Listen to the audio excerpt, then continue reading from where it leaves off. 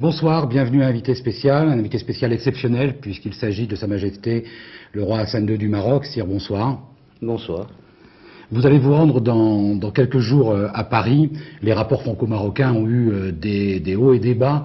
Est-ce que c'est la fin d'une brouille, l'annonce d'une ère nouvelle, un nouveau départ des relations franco-marocaines?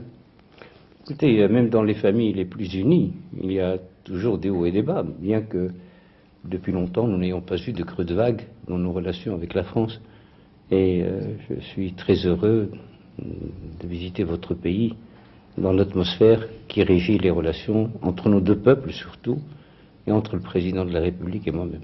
Sire, vous êtes un des très rares chefs d'État à avoir personnellement bien connu les 5 présidents de la Ve République en France. Est-ce qu'on a le même genre de relation et de compréhension avec, par exemple, le général de Gaulle et François Mitterrand? Non, certes non. Mais il y avait quand même, chez les deux, il y a des éléments que j'ai pu retrouver, à savoir une mémoire solide, basée sur le respect de l'histoire, un attachement aux références de l'histoire et une nostalgie monarchique incontestable. Chez les deux? Chez les deux. Et avec Jacques Chirac, il y a une relation particulière? Pour lui, je le connais depuis 20 ans. Je le connais depuis 20 ans parce qu'il s'occupait beaucoup des villes jumelées. Et il a été donc amené à venir au Maroc pour assister à un certain nombre de conférences. Et depuis lors, nous nous connaissons. Alors nous allons reparler plus tard des relations franco-marocaines. On va parler d'abord du Proche-Orient. Après le massacre de Cana au sud Liban, et malgré l'arrangement politique qui a eu lieu, est-ce que vous pensez que psychologiquement, les chances de la paix sont intactes? Eh bien, il s'agit de savoir où l'on se trouve. Si on se trouve périphériquement à l'endroit où a eu lieu le séisme, ou le sinistre, il est certain que les mémoires sont plus poussées à oublier. Non, je pense que là, on est allé un peu trop loin et je me demande si on n'y est pas allé sciemment. Car, en définitive, là d'où est parti le coup était repérable, en principe. Et l'on savait d'où le coup était parti.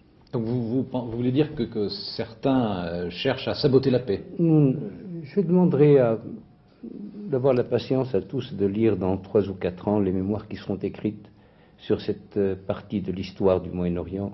Je pense que beaucoup de choses apparaîtront à la surface. Il y a quelques jours... De part et d'autre, du reste, de part et d'autre. Il y a quelques jours, toujours sur le même sujet, il y a eu 2 faits significatifs. D'une part, l'OLP, de son côté, a renoncé à certains articles de sa charte qui prévoyaient la destruction d'Israël. Et d'autre part, le parti travailliste de Shimon Peres, lui, a admis le principe de l'autodétermination des Palestiniens. Est-ce que ça, c'est un type d'équilibre qui vous paraît équitable à vous, qui êtes mêlé depuis longtemps à ce processus? Il n'a pas admis l'autodétermination, il a admis l'existence d'un État palestinien. Oui, c'est-à-dire l'autodétermination des Palestiniens. Ce qui, il y a seulement quelques mois, ne serait pas sorti des lèvres du Premier ministre israélien, bien que peut-être le pensant au fond de lui-même, mais il ne l'aurait certainement prononcé que dans un cercle mini restreint, si l'on peut dire. J'estime que les choses sont équilibrées et que partant de là, il faut aller de l'avant. Alors vous avez fait beaucoup pour que ce processus de paix s'engage, vous personnellement. Beaucoup de gens considèrent qu'aujourd'hui l'élection de Shimon Peres à la fin de ce mois est une condition indispensable à la poursuite du processus de paix. Est-ce que c'est également votre sentiment? Elle est indispensable pour le processus de paix, pour le sauvegarder et pour le pousser plus en avant, incontestablement. Car dès le départ, les jeux sont clairs, les idées sont claires et les perspectives ou les projections sont très claires pour nous tous. Il est certain à moins qu'il n'y ait un changement radical, qu'avec le parti du Likoud, les choses seraient moins porteuses d'optimisme. Et est-ce que si Shimon Peres et le Parti travailliste l'emportent à la fin de ce mois, est-ce que vous pensez que c'est rêvé ou non que d'imaginer une paix globale dans la région, disons avant la fin du siècle, donc avec aussi la Syrie et le Liban? D'ici l'an 2000? Oui. je pense, il faut être vraiment super paresseux ou de très mauvaise volonté pour ne pas y arriver d'ici l'an 2000. Alors, au-delà des accords de paix, de la diplomatie, de la politique, est-ce que vous croyez que dans le siècle qui va venir, on va trouver les chemins d'une amitié, ou en tout cas d'une bonne entente judéo-arabe? Il le faut, elle est nécessaire. Les traités sur le papier n'ont jamais rien valu. Et il n'y a que la cohabitation. Et la cohabitation véritable, rue à rue, maison à maison, qui soit de nature à apporter vraiment cette paix qui doit être celle des cœurs, celle des cultures, celle des habitudes. Il faut s'habituer à vivre. Eh bien, il faudra y arriver. Mais je pense que l'un des éléments indispensables à cela, c'est de régler le problème palestinien. Et dans cette éventuelle cohabitation pacifique sur la durée entre musulmans et juifs, vous pensez que quelqu'un comme vous a un rôle particulier à jouer? Des signes à donner, des symboles? Moi pas directement, mais il est certain que, comme je les appelle, mes Marocains qui sont là-bas, ils sont à peu près 700 000, ont plus que des signes à donner, et ils les donnent. Et ils les donnent de par leur culture, de par leur comportement. Certes, je sais qu'il y en a pas mal qui votent à droite, traditionnellement. Oui. Ils votent pour le Likoud, souvent. Vous savez pourquoi? Parce que lorsqu'ils sont arrivés là-bas, c'était l'époque où le Parti travailliste était le plus fort. Et ils se sont plus occupés des Juifs venant d'Europe. Pour eux, ceux qui venaient d'Afrique du Nord, était tout le monde dans le même sac. Juifs ou musulmans, on avait tous la même note. Le QI était assez bas. Et ils les ont délaissés. Et par tradition, ils ont voté comme ça. Mais je suis sûr qu'ils ont dû comprendre. Entre-temps, ils viennent souvent ici, ils nous entendent parler. Enfin, je n'ai pas à intervenir dans une campagne électorale. Il y a un autre sujet qui intéresse, qui concerne et qui souvent inquiète aussi beaucoup les Français, qui est la montée des intégrismes religieux. Par exemple, Jean Daniel vient de publier un livre sur Dieu est-il intégriste. Est-ce que, à votre avis, est-ce que le Maroc échappe à la montée des intégrismes? Non. Le Maroc, au cours de son histoire séculaire, a connu des montées d'intégrisme, incontestablement. Il n'y a pas de siècle, c'est presque une fièvre récurrente. Il n'y a pas de siècle où nous n'ayons pas eu sur notre graphique historique une petite remontée intégriste. Mais elle n'est jamais sortie du débat religieux. Elle a gardé toujours un fond religieux. Bon, comme l'Église en France, il y a un an ou deux, elle avait un débat dont l'un des tenants était qualifié d'intégriste. Bon. Mais c'est loin de l'intégrisme qu'on nous dépeint de nos jours, à travers le monde. Violent, massacreur. Non, alors là, ce n'est pas dans notre éthique. Est-ce que le fait que, j'en parlais tout à l'heure, que vous soyez commandeur des croyants, est-ce que ça a aidé au Maroc à faire en sorte que la situation soit un islam plus pacifique, un islam plus tranquille, on pourrait dire, que dans beaucoup d'autres pays? Ça ne m'a pas aidé seulement moi, ça a aidé mes ancêtres. C'est ce que je voulais dire. Ça nous a tous aidés parce que l'un des principes du Coran, c'est que les gens du livre qui vivent sur votre terre ont droit à la même protection et au même droit que les musulmans. Ce sont les gens du livre. Et alors, comment est-ce que vous expliquez qu'en ce moment, il y ait ces poussées d'intégrisme dans tellement de pays musulmans en même temps? Pourquoi maintenant? Pourquoi maintenant? Pourquoi en même temps? D'abord parce que j'estime que le rythme, ceci est un aspect nouveau, le rythme des changements de la vie est un rythme très rapide. Et la civilisation, la société, telle que nous avons été obligés de l'apprendre, c'est la société actuellement, telle qu'on nous l'enseigne, où la mode de vivre est à prendre ou à laisser, malheureusement. L'Occident est entré chez nous de cette façon. Il est entré par effraction. C'est à prendre ou à laisser. On n'a pas le bénéfice d'inventer, on n'a pas le choix. On a été obligé de la prendre telle qu'elle. Il y a des choses que nous ne pouvons pas digérer, que nous ne pouvons pas digérer. Il y a des comportements que nous ne pouvons pas digérer. Par exemple? Une sorte d'exhibitionnisme, par exemple. D'exhibitionnisme vestimentaire. Ça nous choque encore. Le fait qu'on puisse admettre le concubinage homosexuel. Ce sont des choses qui sont... Et vous pensez que ça fait partie des facteurs qui expliquent les poussées d'intégrisme dans... C'est une agression. Comment est-ce que vous expliquez que deux pays voisins comme le Maroc et l'Algérie, qui sont proches, n'aient pas du tout la même situation vis-à-vis de l'intégrisme? C'est encore une question de société. Il ne faut pas oublier que la chance a voulu que le Maroc, c'est l'un des aspects que le général de Gaulle du reste et que le président Mitterrand, que Dieu et le rame, tous les deux, prenaient en compte. Le Maroc a été le seul pays arabe indépendant de la Turquie. Pendant 6 siècles, pendant 3 siècles et demi, nous avons résisté.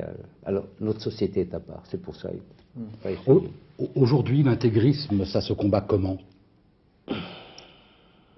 Ben, écoutez, l'intégrisme, il y a l'intégrisme et l'action intégriste. L'action intégriste se combat comme l'action intégriste. Si elle est par l'écrit, on la combat par l'écrit. Si elle est par la violence, on la combat par ce qui arrête la violence. Si elle est par la pensée, on la combat par la pensée. Et pour un pays comme la France qui a à faire face à des problèmes d'intégrisme, à votre avis, quelles sont les bonnes méthodes à utiliser ou les mauvaises méthodes à éviter d'ailleurs? Ce ne sont pas des problèmes intégristes inhérents à la société française. Ce sont des problèmes extra-français, importés en France et teintés d'intégrisme. Mais de nature, ce ne sont pas des problèmes français, de nature. Donc je ne saurais vous donner le médicament. Parce que ce sont des problèmes politiques importés en France et qui se teignent d'intégrisme.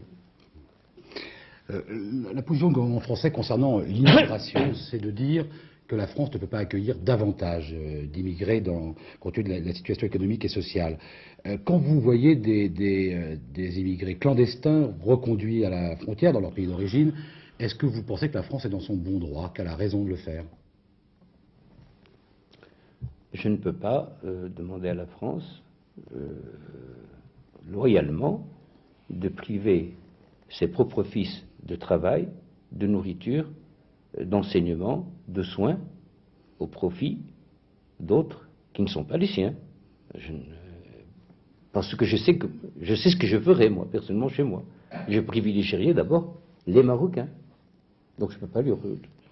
Ce qui m'a un peu choqué, c'est de voir qu'on était allé cueillir des gars qui s'étaient réfugiés dans une église. Ça m'a... Vous avez souvent parlé d'incompréhension entre la France et le monde musulman. Est-ce qu'au cœur de cette incompréhension, il n'y a pas le fait que la France considère la laïcité comme une valeur essentielle et que l'islam rejette ou n'accepte pas ce concept, cette idée de laïcité? La grande chance de la France à l'égard du monde arabe et à l'égard du monde musulman, c'est que Bonaparte est précédé dans l'histoire le père de la laïcité, Jules Ferry. Bonaparte a visité l'Égypte avant Jules Ferry. L'Institut du Caire, le respect qu'il a eu pour les musulmans, pour les mosquées, c'est parti de là. La France a fait son nid sous Bonaparte. Elle ne l'aurait pas fait sous Jules Ferry. Je me permets d'insister. Le problème de la laïcité pour des populations immigrées musulmanes qui rejettent cette idée-là, est-ce que vous pensez que la loi nationale doit prévaloir? Il doit... Non. Quand je vis à Paris, par exemple, où je reste quelques semaines dans ma propriété, je respecte la loi du pays où je suis. La loi de la laïcité doit être respectée. Quand il y a des incompréhensions entre des Français et des Marocains, il y a toujours des incompréhensions à certains moments, est-ce que, au fond, en ce moment, vous avez le sentiment qui doit faire le plus long chemin pour comprendre l'autre? Voilà. Je crois que c'est vous, parce qu'on vous connaît mieux que vous nous connaissez. C'est-à-dire? Vous n'êtes pas allé sur les bancs d'une école marocaine, tandis que nous sommes allés, non pas sur les bancs d'une école française, mais on a eu des professeurs français. Donc on connaît votre grammaire, on connaît votre langue, on connaît votre histoire, on connaît votre société. Vous ne connaissez rien de nous. C'est à vous de faire maintenant, là. Il faut renverser la vapeur, il faut faire un petit pas. Vous avez le sentiment qu'on ne s'y intéresse pas assez? Comment? Vous avez le sentiment qu'on ne s'y intéresse pas assez? Non, loin de moi cette idée, mais j'estime que il y a de ces paresses qui sont naturelles, qui viennent instinctivement. C'est une paresse naturelle, qui s'appelle la loi du moindre effort. Alors sur un tout autre sujet, en France, il y a en ce moment une croissance très faible, elle est même plutôt poussive. Et puis il y a un taux de chômage qui est élevé, qui est trop élevé, qui est inhabituellement élevé en France. Au Maroc, quel est le taux de croissance et quel est le taux de chômage? Vous savez, je pense qu'il vaut mieux ne pas vivre avec les yeux rivés sur les graphiques des taux de croissance et de taux de chômage. Parce qu'on sait qu'il peut y avoir des miracles financiers, il n'y a pas de miracle économique. Une question qu'on se pose souvent en France, est-ce qu'on peut développer l'économie d'un pays comme le vôtre, comme vous voulez le faire, sans en même temps développer la démocratie?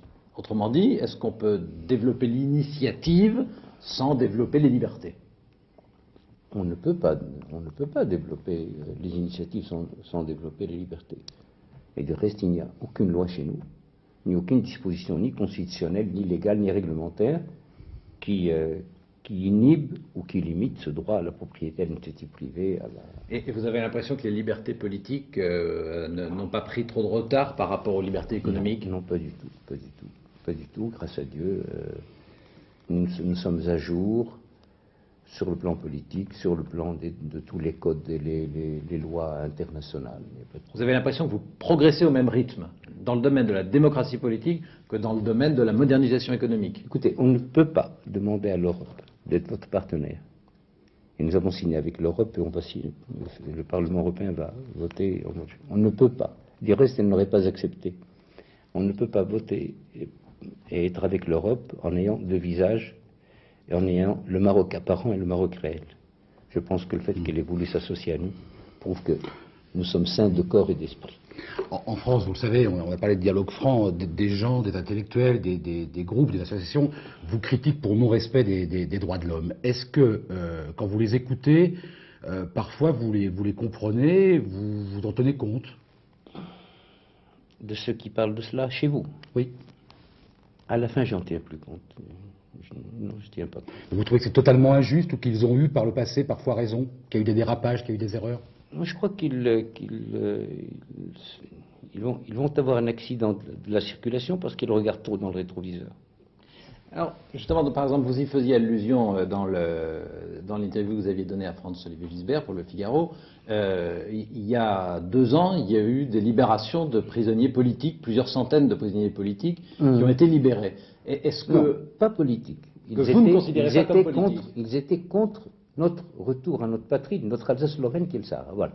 Disons que vous Donc, ne les c'est pas politique. disons que vous ne les considériez C'est pas. national, c'est national. Disons que vous ne les considériez pas comme politiques et qu'eux se considéraient comme Oui, politiques. voilà. Et est-ce qu'aujourd'hui, au moment où on parle, vous pouvez nous dire qu'il n'y a plus de prisonniers de ce genre? Non. Il n'y en a plus? Formellement, non. Et vous avez eu raison quand vous les avez libérés ou quand vous les avez mis en prison?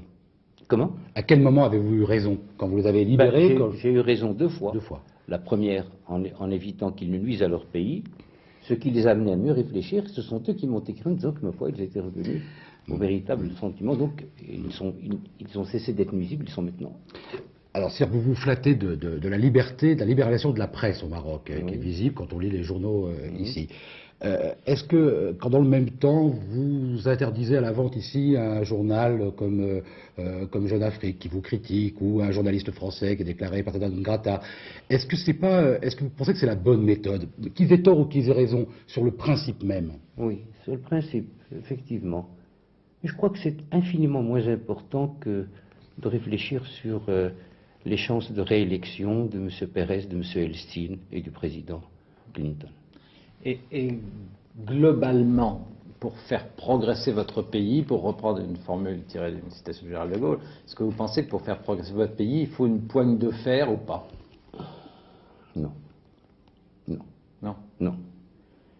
Il faut. Mon père m'a toujours dit que de son âme que le Maroc était un lion, et je le répète, qu'il faut mener avec une ficelle.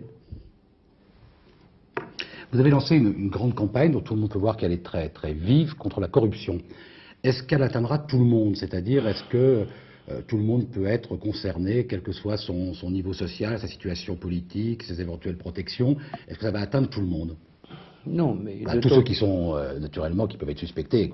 Enfin, oui, il faut se dire que la corruption n'est pas née d'aujourd'hui. La corruption est née avec le monde.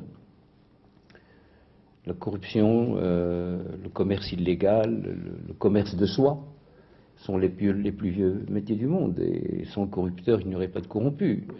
Il n'est pas question pour moi de devenir Don Quichotte pour vouloir... non, ce serait, à mon avis, perdre son temps, traumatiser la population et mettre un... Non, mais de temps en temps, il faut rappeler les gens à l'ordre.